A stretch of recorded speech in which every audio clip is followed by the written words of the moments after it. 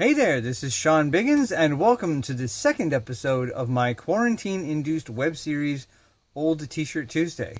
Now, I suppose you could call this a bit of a crossover episode related to my most recent Flashback Friday post on Instagram and Facebook. Back in 1998, when I was still living in the Boston area, I got called in to audition for a comedic feature film called Working Stuff. The auditions were held in a basement theater called the Improv Asylum in Boston's North End, which is Little Italy. I went in for this minor supporting role, and after I read, the director then handed me the sides for the lead role of Gene, and asked me to give it a look over and then come back in and read that. And I did end up booking it.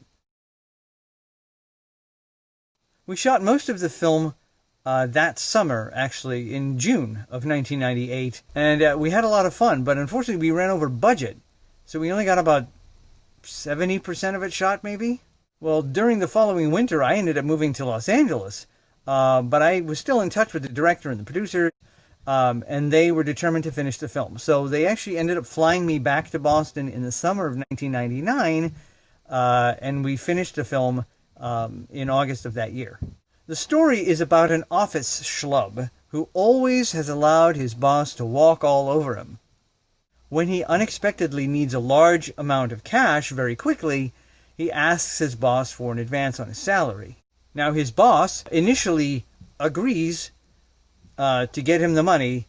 He's got a big project coming up and he's going to make him work a lot of overtime, so they decide to call it a bonus. But when the deadline for the big project gets pushed, his boss then reneges on the deal because he can no longer justify giving him a bonus for overtime. So now Gene has no choice but to find an alternate method of raising the money. As the company's corporate video director, Gene has access to a studio and a crew willing to help him. So without much time for debate, they use the studio at night to shoot an adult version of their current project, a training video meant to discourage sexual harassment in the workplace. Now, of course, the company portrayed in the film is fictional, but that doesn't mean it didn't deserve a logo. In the summer of 1999, during the second wave of shooting, one of the scenes that we shot was an inter-office softball game. Well, you need uniforms to tell the players apart, right?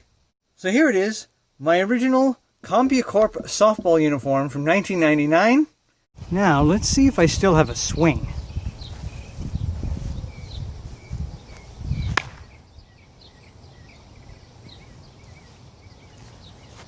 Not too shabby. See you next time.